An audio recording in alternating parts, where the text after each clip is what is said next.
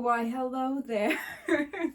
Today, I'm going to teach you all how I study art. I've been getting a lot of questions on my Instagram and on my TikTok of how I go about studying art because I show a lot on there. Shameless self-plug, go check out my TikTok and Instagram for studying, I do. And I thought I'd share. And I first wanted to share a bit about my background as an artist. I am somewhat self-taught, but not entirely. I did do some college, so that's why it's somewhat, but not really because I ended up in the hospital. So here, I wrote down a little bit. I got some notes. So I started drawing as soon as I could hold a pencil, even though I can't hold the pencil correctly. It's more like a crab grip, and that's on Ehlers-Danlos syndrome. I started drawing by pausing Pokemon episodes. Do you guys remember 4Kids, that anime channel that played old anime like Sailor Moon and Pokemon and Sonic, and it just played every animation. And I would pause and I would draw straight from the TV, and that's basically how I started to learn how to draw, was from reference. And I feel like that's the most common way to start as a kid, is just drawing what you know. And I experimented with animation as soon as I got my first iPad, which wasn't really mine. It was through my school. I went to a public school that gave each kid an iPad, and you had to pay a $50 deposit to bring it home in case you dropped it or broke it, because kids are kids. And it was for school and using Notability and making presentations. And I used this iPad so much. I used Flip-a-Clip, the free version, so it had an ad every 5 seconds and a logo on it, and it was pretty bad. But I was 12 animating, and all those animations looked horrendous. Oh my god, I cringe thinking about them. And I showed them to my classmates like they were the best thing ever. But it's better to have tried and failed than to never have tried at all. And that's really the only way you get good at something, is trying and failing over and over again. Okay, so if I showed those animations up on the screen like I plan to, don't judge me, okay. In high school, I was accepted to a technical center, which I'd go to every other day. It's to teach you to have a career. They had a bunch of things like culinary, nursing, and so many other things. It was really cool, and I was so glad to be a part of it. They picked 2 students from each school in the area of Maine. So I went for digital graphics, and there I learned Adobe Illustrator, Photoshop, printing, cutting, vinyl pressing, all that fun stuff. That's basically why I know how to use a Cricut and how I make stickers for my shop. So it was really helpful. And that's another reason I'm not self-taught, because I had 2 years of digital graphics training. And I was also supposed to go to an art school. So I did some summer training. I did a 4-week intensive learning traditional art, figure studies and all that jazz. But then after that 4-week intensive, I was supposed to enter Mass Art College of Art and Design, and then I got hospitalized due to matters outside of my control, and I could no longer go to college or afford college or work a job. So there was a lot of stuff, but I refused to give up as an artist because, first off, it's the only thing I'm good at, so I don't know what I would do, and also it gives me my life. I don't know who I would be without art. So I want to show how I continue to learn, even without a fancy bachelor's degree like I planned.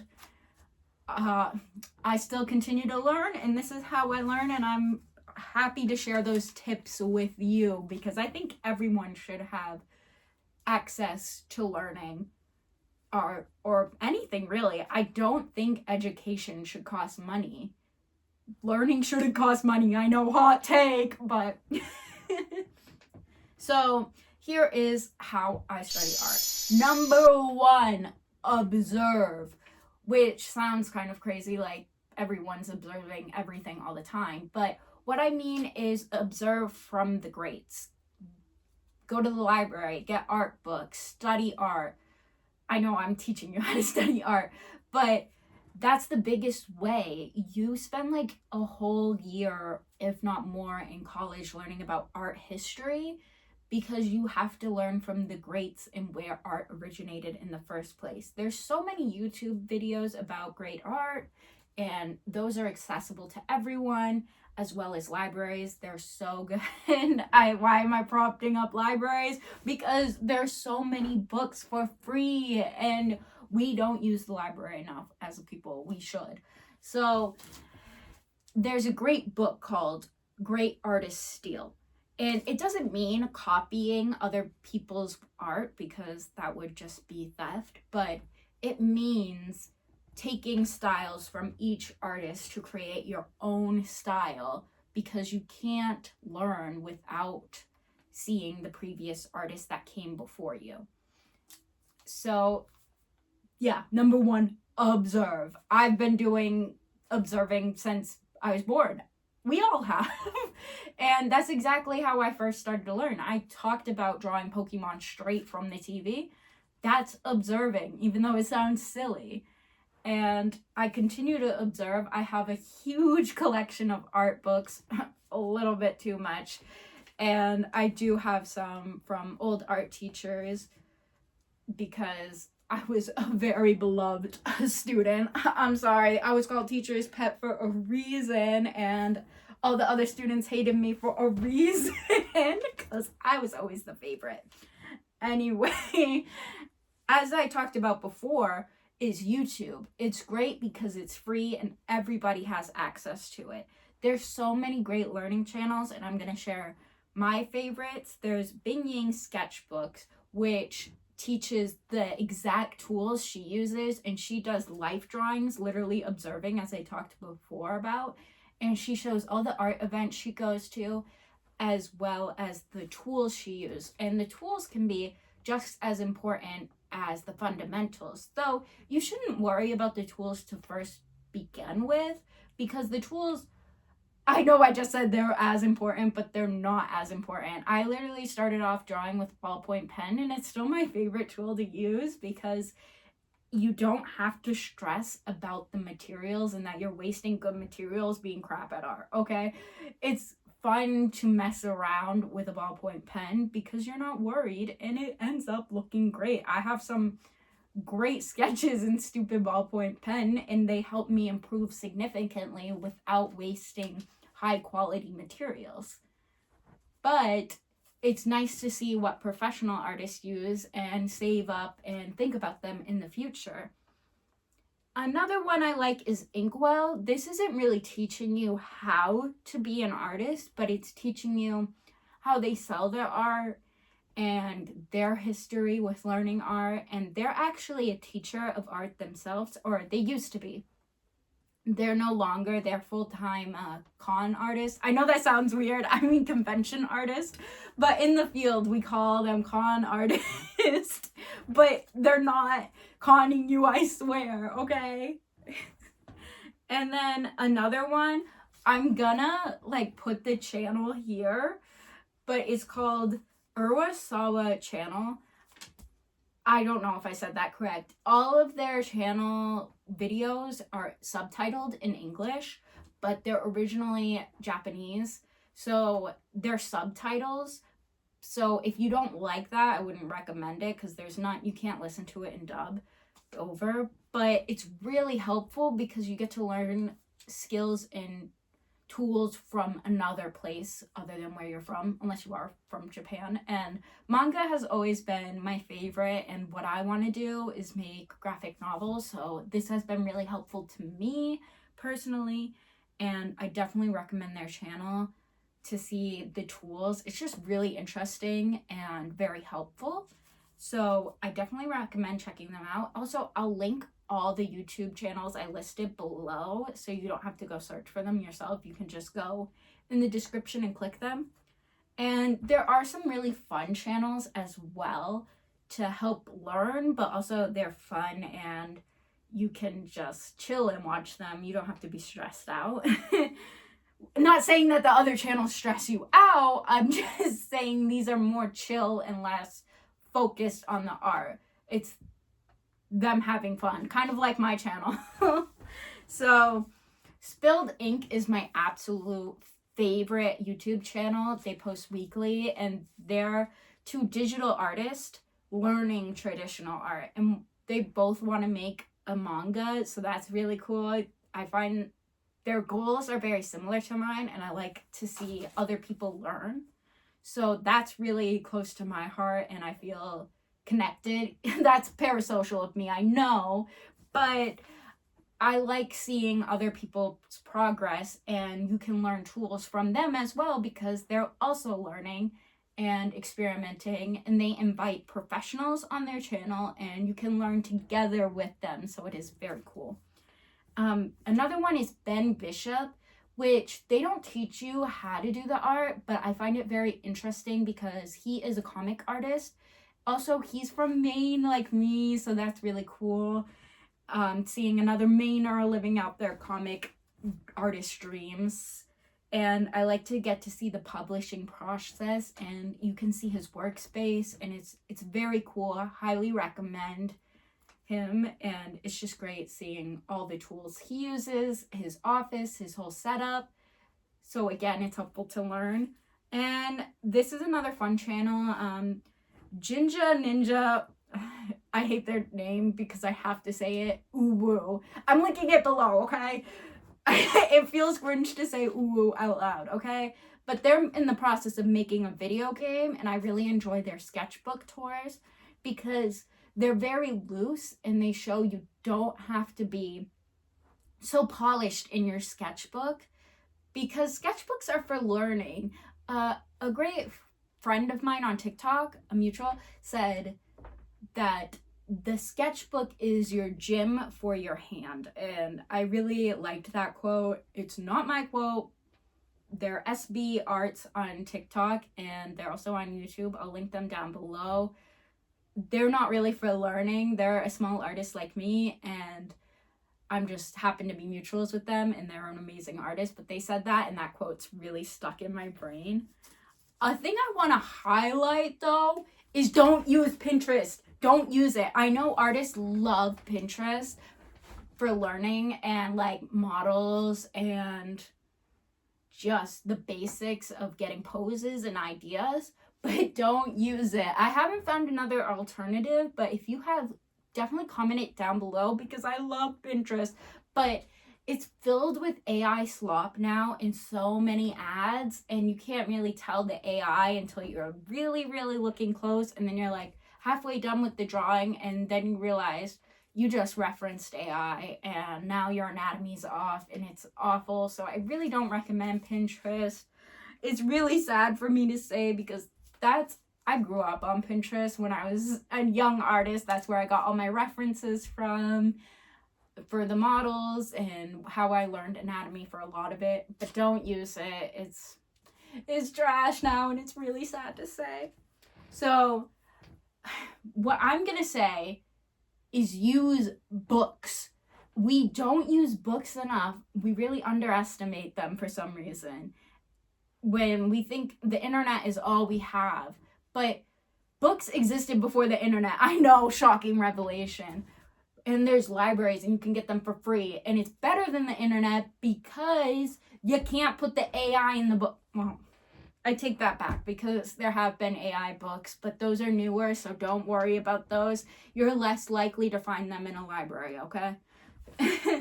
But there are so many great books, and I love going to Barnes & Noble and thrift stores for art books because they're sold really cheap most of the time in the clearance section of Barnes & Noble or also at thrift stores because people buy art books, and you really need to have dedication and passion to learn from a book.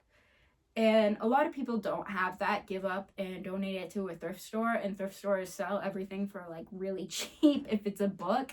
So yeah, I'm snatching those up. And so I get most of my art books from Barnes and Noble or thrift stores. Well, my learning art books. Whereas for art books that show from movies or the making of movies or animation, I do get those from Barnes and Noble as well, but those will be significantly more expensive. Though I do have a tip, Barnes and Noble, I know I'm like really, I'm not a salesperson for Barnes and Noble. It sounds like I am, but I'm not. They do this amazing sale during like winter, Christmas. They do half off all hardcovers, and that's when I get most of my art books because 50% off is a great deal. Okay. Back to what I was saying. Because that's also what you learn from in art college. You're spending the majority of your money on art books or golden paint. And golden paint is so expensive, I don't even want to talk about it. So here are my recommendations for art books anyway. My favorite series for anatomy of all things is Morpho, which they have so many books. They have muscles, they have learning the folds of clothing, they have animals, they have like literally everything, and it's so amazing. I use them all the time. It's how I study most things, especially the human body. And recently I just finished Pen and Ink Drawing Techniques, Steps, Subjects, and Prompts. That has been my overall favorite book for learning how to ink, which is like really important for graphic novels as well as manga. Learning how to shade by like cross hatching, and there's so many different types of hatching, woven hatching. It's really insane. The book was really, really helpful, and I highly recommend it. And I only got it for $12, and that's a really good price. It was very good. Highly recommend it. I took so many notes of the book, and it also says all the tools he uses, and that's what I find most interesting because each artist has a different set of tools, and I like kind of combining them all to kind of get my own style. And I definitely recommend trying out as many tools as possible because each tool does something different and you can use it in your own unique way. Like, I hold a pencil wrong, and I actually kind of like that about myself. I do it because I have a joint disorder, so I can't hold a pencil correctly, but it makes my art unique and stand out. So, yeah. And now I'm going to recommend some websites. I know I just spent like a good 15 minutes dissing online, just websites, Pinterest, AI. I know I just spent the whole time dissing on it, but there are some good websites. There is my favorite lineofaction.com, which is really helpful for getting faster at drawing. It's very intuitive, and you can choose the models you want, whether you want a nude model, a female model, a male model, and you can just like edit every single detail. And the timer is really helpful because you can go from like 30 seconds to like 10 minutes on the timer, so you get really fast at drawing. And the line of action actually comes from an art term because to draw the body, why am I losing my voice? I've been talking for 20 minutes, that's why.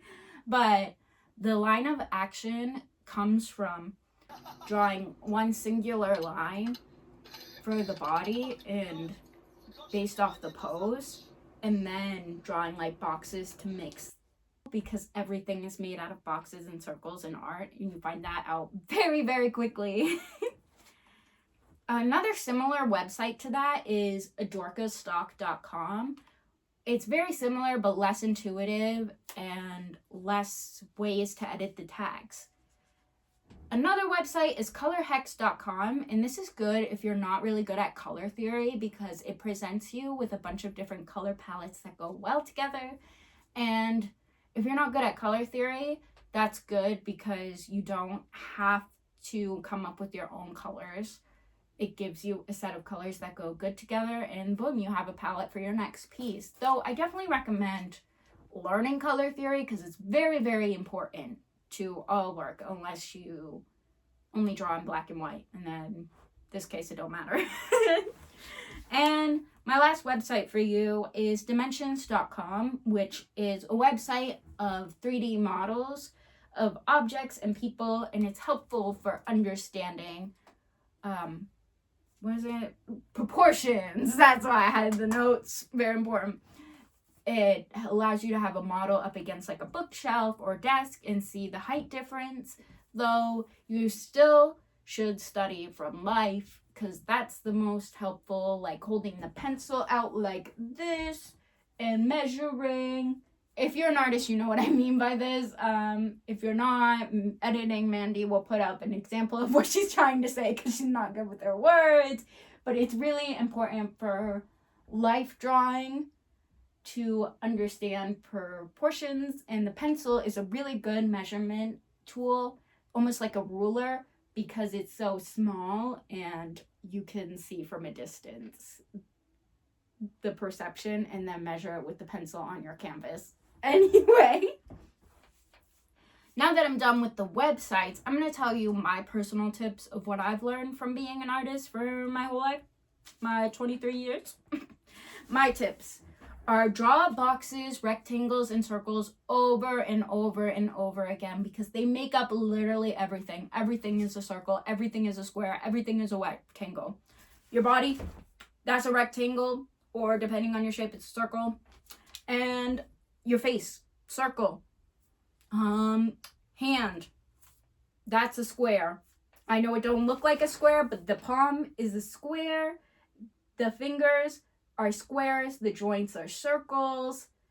Everything. So if you get good at drawing circles, squares, or rectangles without shaky lines, you can pretty much draw anything.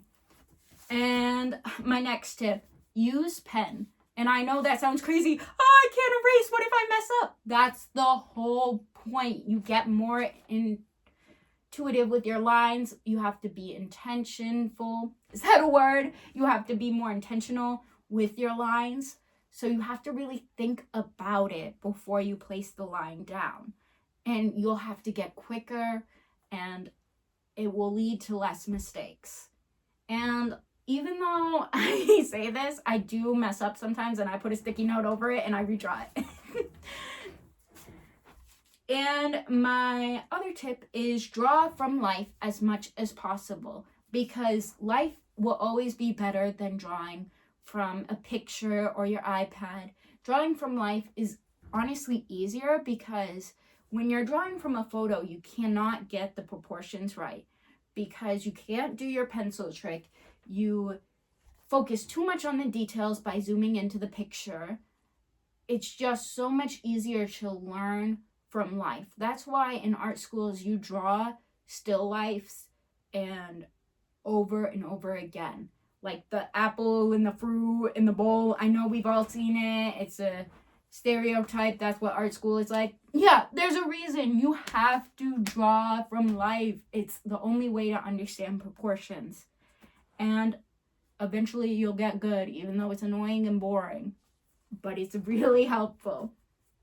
And my last tip is, if you're not good at dynamic posing, check out videos of gymnastics or ice skaters because their movements are so dynamic and flexible. It really helps you learn how to draw the human body in different, unique ways that you wouldn't see in real life. Unless you go to ice skating games, unless you go to ice skating shows a lot. So I definitely recommend checking those out to get better at drawing the human body. And if you do have an ice rink near you, I live in Maine, so there's so many ice rinks.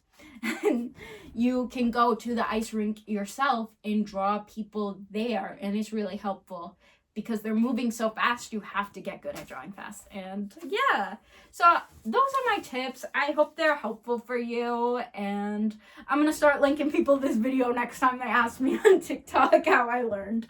And most importantly, everyone, stay weird. Bye.